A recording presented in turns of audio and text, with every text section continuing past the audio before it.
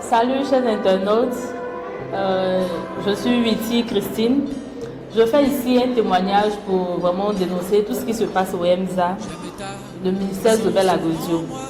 Voilà. En fait, j'ai été là-bas par le biais de mon frère qui m'a invité pour dire qu'il a reçu un bon enseignement. Et donc on est parti. Maintenant de là-bas, je vois que vraiment l'enseignement qui est donné là-bas sur le mariage n'est pas correct. Il y a des frères, il y a des gens qui ont commencé à m'harceler. Quand je suis partie là-bas, à Bobo, à Vocatier, au dépôt 9, bon, c'est là-bas que je partais avec mon frère. Et puis arrivé un moment, il y a des gens qui ont commencé à m'harceler, vraiment ça a commencé à me dépasser. Moi j'ai dit, mais ça c'est quoi ça? J'ai un frère qui est venu vers moi pour le cheminement du mariage. D'accord? Et puis on a commencé, mais je vois que le frère il me dit que avant de partir voir les parents pour payer la dot, il fallait qu'il me couche. Il fallait qu'il couche avec moi d'abord pour voir si je suis sa pointure. Comme eux-mêmes ils aiment le dire, il faut essayer la chaussure pour voir si c'est ta pointure. Non, il fallait qu'il essaie d'abord pour voir si je lui va et comme ça, il pourra aller payer la dot. Alléluia! Je suis Gédéon de la Tchétchouva, la voix de la révolution chrétienne. Alléluia! Effectivement, un chrétien, un garçon avant d'épouser une femme, se doit d'abord de la goûter.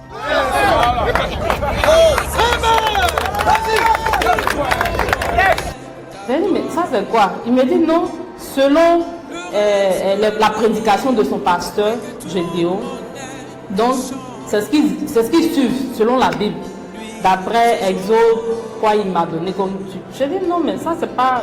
C'est la première fois que j'entends ça. Parce que vraiment on est passé aussi dans d'autres églises évangéliques, mais c'était pas comme ça. Là-bas c'est la chasteté. Maintenant ici on nous dit que bon, avant de payer la dot, il faut passer par ça d'abord. Donc j'ai pas accepté. J'ai pas vraiment accepté. Et puis j'ai dit au frère que non, moi je ne suis pas d'accord. Donc on a arrêté le cheminement. C'est comme ça. Dans ça encore, il y a un autre frère qui est venu encore. Lui aussi, pareil que son prédécesseur. Il est venu aussi, il voulait aussi goûter, voir, essayer. J'ai dit non, ça ne marche pas. Du coup, j'ai pris mes distances. Je me suis retirée. Je n'ai plus voulu partir là-bas encore parce que ça a commencé à devenir de l'harcèlement. Donc je me suis retirée. Je ne partais plus là-bas.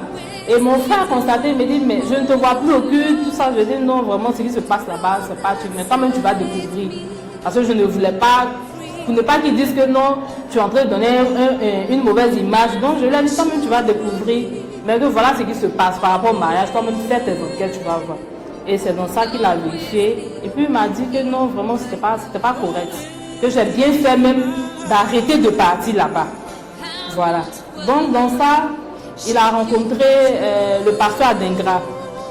Et c'est par le pasteur Adingra vraiment que moi aussi je suis venue. Quand je suis venue, j'ai vu que vraiment il prêchait un bon enseignement.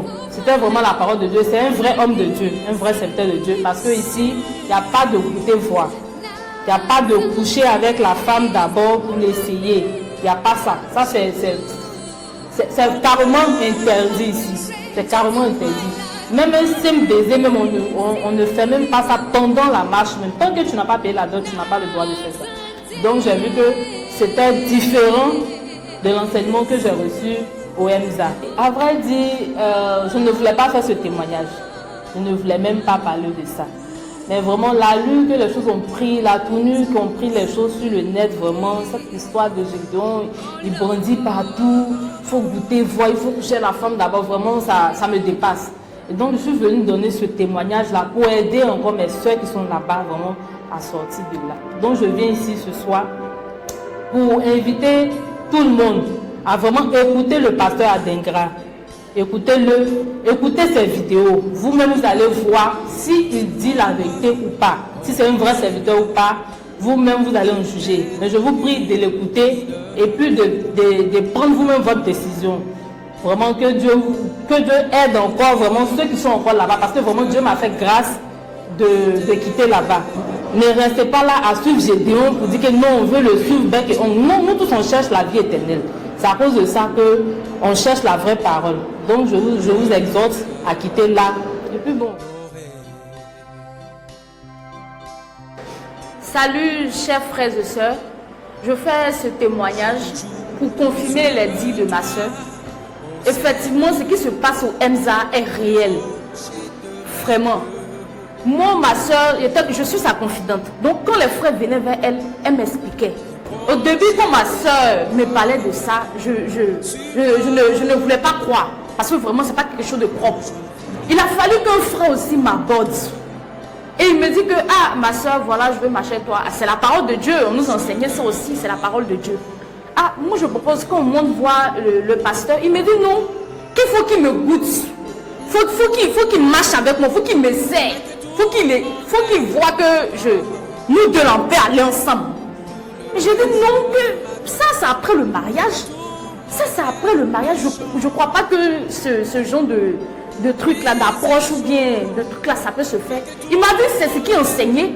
Il m'a même fait sortir des versets qu'il expliquait selon lui-même. Moi-même je le dis, la parole de Dieu, même Dieu qui est sacré avant de l'accepter, il faut aussi le goûter. La femme est quoi pour qu'on ne la goûte pas. Et je l'ai dit. Compréhension, il m'a expliqué, il essayait de me mélanger pour dire que voilà. C'est là que j'ai compris que ce que ma soeur disait était vrai. Ce qui me fatiguait le plus, c'est du fait que le gars dit que c'est la Bible, c'est la parole de Dieu. Connaissant la parole de Dieu comme une parole d'ordre, et puis ce qu'il prêche là, qui est vraiment quelque chose, c'est sale, vraiment. Au début, on ne voulait pas en parler. Mais vraiment, avec l'ampleur que ça prend sur les réseaux sociaux. Avant, les gars parlaient de ça, mais entre eux. Maintenant, ils crient haut et fort. Ils gardent l'évangile du Seigneur. Vraiment, avec l'ampleur que tout cela prend, moi et ma soeur, on a décidé de faire ce témoignage-là pour aussi aider nos soeurs qui sont là-bas à en sortir. Parce qu'il y a eu des soeurs comme ça qui sont tombées dans ce piège. Et on les a goûtées fatiguées. Et aujourd'hui, elles ne sont pas mariées, elles sont toujours là-bas, on les connaît, je préfère taire les noms.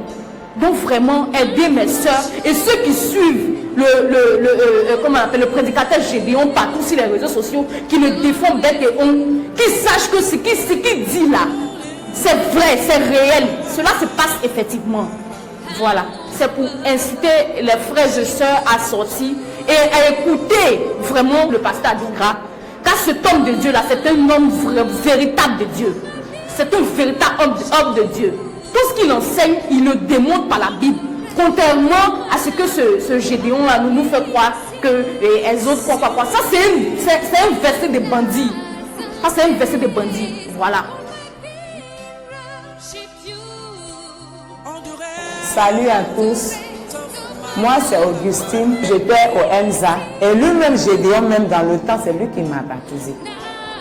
Mais compte tenu du faux enseignement qui est là-bas, avant, l'enseignement était camouflé. Genre, tu rentres, tu penses que c'est Dieu, alors que ce n'est pas Dieu. Mais maintenant, même l'évangile de sortir la femme avant le mariage est publié maintenant. Il ne cache plus cet évangile-là. Il dit ça haut et fort dans les rues, sur les réseaux sociaux. C'est pour cette raison que je suis venue rendre ce témoignage, parce que moi-même j'étais là-bas. J'ai duré là-bas, j'ai fait 13 ans là-bas. Et là-bas, ils n'ont pas peur de coucher la femme de leurs frères. Ils n'ont pas peur même de coucher la femme des anciens. Entre eux-mêmes, là, ils se font les passe-passe de femmes. Les femmes célibataires, les femmes mariées et les femmes non mariées, elles toutes là, ils vont vers ces femmes-là pour sortir avec ces femmes-là. Les sœurs qui sont là-bas, qui ne sont pas mariées, on leur promet le mariage en couchant avec elles, mais ce mariage ne vient jamais. Il y a des sœurs même aussi qui sont mariées, et leurs frères aussi vont se cachent pour sortir avec ces sœurs qui sont mariées. Et même les païennes, là même c'est grave, parce qu'elles ne sont pas considérées. On se dit ils se disent qu'elles n'ont pas la parole, donc elles on les prennent comme des femmes prostituées. Un frère m'a fait voir que ça, ce n'est pas la parole de Dieu, que c'est une vie de désordre et c'est une vie du diable. J'ai appelé même le pasteur Agodio. Je n'ai pas appelé Gédéon, j'ai appelé le pasteur Agodio pour lui dire que tu prends le verset de David et de ce qui s'est passé entre David et Uri pour faire du désordre. Vraiment, aujourd'hui, là, j'ai découvert la vérité. Je ne veux plus faire partie de ton assemblée. Et c'est comme ça, lui-même m'a dit qu'il voulait me rencontrer face à face. J'ai refusé ça parce que je connaissais sa ruse. Et c'est comme ça que j'ai quitté l'église jusqu'à aujourd'hui. Mais comme cette histoire de Gédéon, il y a longtemps, il parle dans les rues. C'est pour cette raison qu'aujourd'hui, moi-même, je suis venu rendre le témoignage de ce que j'ai vu là-bas. Ce n'est pas quelqu'un qui m'a dit, c'est ce que j'ai vu. Je profite aussi pour dire aux autres sœurs que j'ai laissées là-bas de ne pas se laisser aveugler par les histoires d'Agodio. Agodio est notre père, Agodio est ceci, c'est là, le Dieu d'Agodio, mais de chercher à examiner les Écritures selon qu'il est écrit dans la Bible. Que lorsque vous recevez les enseignements, vous devez examiner ces Écritures. Cherchez plutôt à examiner les Écritures pour voir si le comportement de Gédéon et le faux enseignement que Gédéon prêche là, si ça vient de la Bible. Si ça ne vient pas de la Bible, vous prenez vos décisions. Il ne s'agit pas de dire que parce que je suis mariée à tel, et que si je le laisse, ou bien aussi pour protéger mon foyer, donc je dois accepter, subir ce qui n'est pas la parole de Dieu. Il n'y a aucun verset même qui dit qu'on doit aller avec une femme avant le mariage. C'est toute cette vie de désordre, le commérage bat son plein là-bas, la vie de débauche, plein de choses, plein de bêtises même que par moment même on ne retrouve pas même au milieu des païens. Ça m'a tellement découragé que je ne partais plus à l'église et j'avais même décidé même d'être païenne même. Parce que ce qui se passait là-bas, même au milieu des païens, là, on ne voit pas ça. Le manque de respect pour la femme, les histoires de commérage, les critiques, toute cette vie de désordre là. Cette histoire de goûter voix m'a tellement découragée parce que je ne croyais pas à ça et je ne voulais pas aussi me laisser faire. C'est pour cette raison que j'ai quitté cet endroit. Et c'est un frère avec qui j'étais là-bas, lui qui est sorti, qui m'a exhorté et il m'a montré des versets pour me dire que ce qu'ils enseignent là-bas, là, ce n'est pas la parole. Et nous sommes venus voir le pasteur Adengra et le pasteur aussi a donné des enseignements clairs là-dessus que la femme ne doit pas être couchée avant le mariage. Et c'est ce qui a fait que quand il m'a démontré par la Bible que l'homme ne doit pas sortir avec la femme avant le mariage, il m'a tellement convaincu par des versets, c'était tellement clair que c'est ce qui a fait que je suis restée.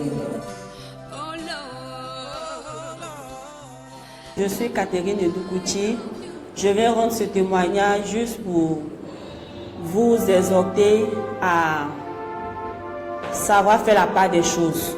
J'ai eu à fréquenter le EMSA 2 à 3 fois.